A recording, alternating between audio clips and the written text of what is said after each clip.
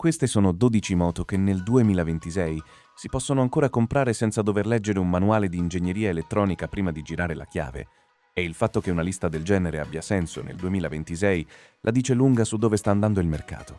Viviamo in un'epoca in cui anche una naked da 11.000 euro arriva con piattaforma inerziale a 6 assi, ABS cornering, controllo di trazione cornering, cambio elettronico bidirezionale e display TFT da 5 pollici. Eppure esistono ancora moto dove il rapporto tra pilota e meccanica resta diretto, dove non servono 3 menu e 8 sottomenu per partire e dove l'unica interfaccia che conta è quella tra il polso destro e la valvola a farfalla. Numero 12. Al numero 12 la Benelli Imperiale 400 è probabilmente la moto più onesta in vendita in Italia. Monocilindrico 373 cm3 raffreddato ad aria, 21 cavalli, 29 Nm di coppia, telaio a doppia culla in acciaio e ABS a 2 canali come unico componente elettronico. La strumentazione è analogica con un piccolo display LCD e il peso si ferma a 205 kg in ordine di marcia con la sella a 780 mm da terra. 3.990 euro franco concessionario. Nient'altro da configurare. Numero 11. Al numero 11 la Royal Enfield Classic 350, la moto più venduta del marchio indiano. Monocilindrico 349 cm3, raffreddato ad aria e olio, 20 cavalli, ABS e basta, con consumi che sfiorano i 50 km con 1 litro in ciclo urbano. Parte da circa 4.699 euro e pesa 195 kg in ordine di marcia. Numero 10. Al decimo la BSA Gold Star 650 segna il ritorno del leggendario marchio britannico rinato sotto il gruppo indiano TVS. Monocilindrico, 652 cm3, raffreddato a liquido, con doppio albero, a camme in testa, 4 valvole e doppia accensione, capace di 45 cavalli a 6.500 giri e 55 Nm a 4.000. L'elettronica si ferma all'ABS. La strumentazione combina un tachimetro analogico con un LCD multifunzione e il cambio conserva 5 marce come le moto di una volta. Il disco anteriore è un 320 mm con pinza Brembo e la velocità massima dichiarata tocca i 161 km/h. I prezzi partono da 5.699 euro per la Shadow Black fino a 7.999 per la Legacy Edition, con 3 anni di garanzia inclusi e un design che richiama fedelmente le Gold Star degli anni 60. Numero 9. Al nono posto la Royal Enfield Interceptor 650 offre forse il miglior rapporto tra carattere e semplicità dell'intera lista.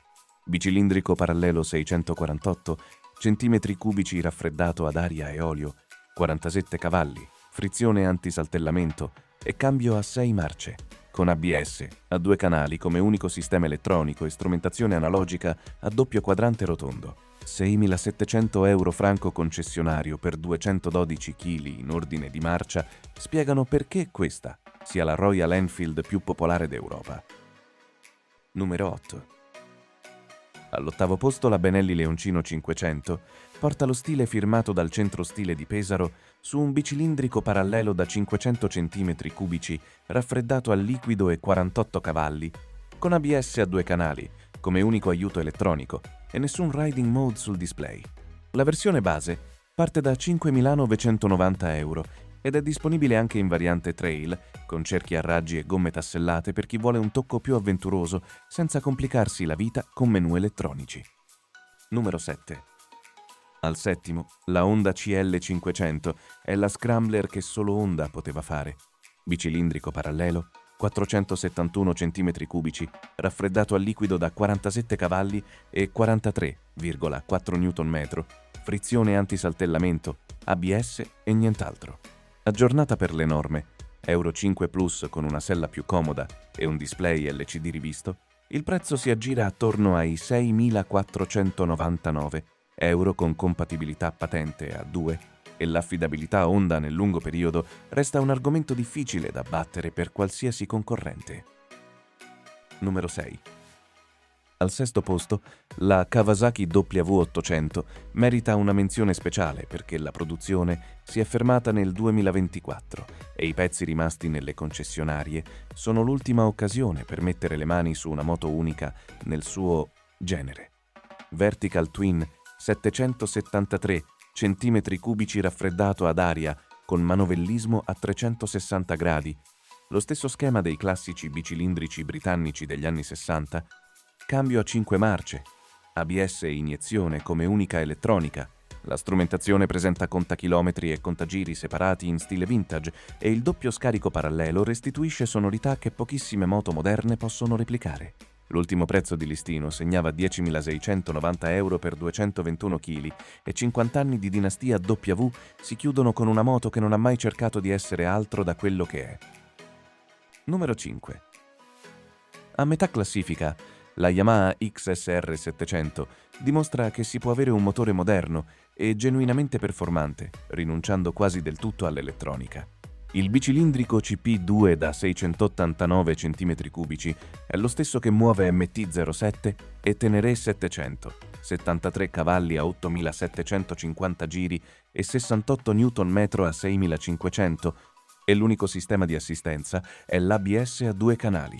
Niente controllo di trazione, niente riding mods, niente acceleratore elettronico e niente TFT compaiono a bordo, solo un display LCD circolare che racconta l'essenziale senza distrazioni. 186 kg in ordine di marcia la rendono la più leggera tra le medie cilindrate della lista e la versione Legacy con cerchi a raggi e gomme scrambler parte da circa 8.199 euro. Numero 4. Al quarto posto, la Moto Guzzi Quinto 7 Stone 850 racconta una storia di trasformazione graduale.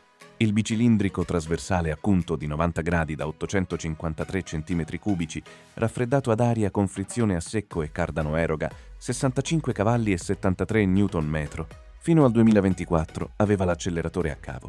Dal 2025 sono arrivati il ride-by-wire con 2 riding modes e il cruise control di serie, il che la colloca a metà tra le moto essenziali e quelle equipaggiate.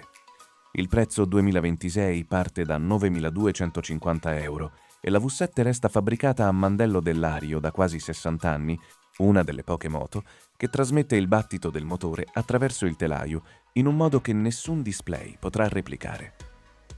Numero 3. Al terzo posto, la Ducati Scrambler Icon segna il confine tra semplicità e modernità, perché il bicilindrico a L803 cm3 desmodromico, raffreddato ad aria, da 73 cavalli arriva con ride-by-wire, ABS cornering regolabile su 4 livelli, traction control e 2 riding modes gestiti da un display TFT a colori da 4,3 pollici. Sulla carta sembra troppo equipaggiata per questa lista, ma nel panorama Ducati 2026, dove la nuova Monster monta il V2 a fasatura variabile con piattaforma inerziale e la Hypermotard arriva con 4 riding modes e launch control, la Scrambler resta l'approccio più diretto e meno filtrato della casa di Borgo Panigale. Niente IMU, niente sospensioni elettroniche, niente cambio elettronico di serie e la Icon Dark parte da 9.990 euro con compatibilità a 2 inclusa. Numero 2. Al secondo posto, la Triumph Bonneville T100 del 2026 ha fatto un salto significativo ricevendo la piattaforma inerziale IMU con ABS cornering e traction control cornering, 2 riding modes e faro a LED. Il bicilindrico 900 cm3 da 65 cavalli e 80 Nm conserva la strumentazione analogica a doppio oblò, il cambio a 5 marce meccanico e una filosofia che mette il piacere di guida davanti al resto. 11.695 euro franco concessionario, 233 kg e sella a 790 mm raccontano una moto che evolve senza tradire le proprie origini. Numero 1. Al primo posto, la Triumph Bonneville T120 chiude la classifica come la più completa, con il bicilindrico 1200 cm3 da 80 cavalli e 105 Nm, piattaforma IMU, ABS e traction control cornering, cruise control e manopole riscaldate di serie.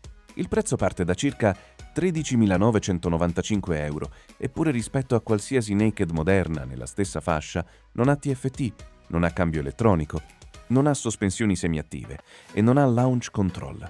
Le cromature rifinite a mano con filetti dorati e la strumentazione analogica a doppio oblò raccontano un'attenzione al dettaglio che nessun software potrà mai sostituire e per la prima volta Anche la T120 è disponibile in versione A2.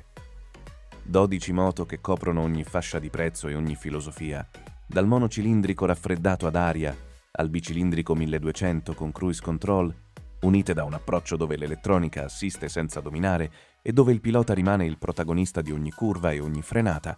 Il fatto che persino modelli storicamente essenziali, come la Bonneville T100, stiano ricevendo la piattaforma inerziale, ci dice che questa finestra si sta chiudendo anno dopo anno, e chi cerca l'esperienza di guida più pura e meno mediata farebbe bene a non aspettare troppo.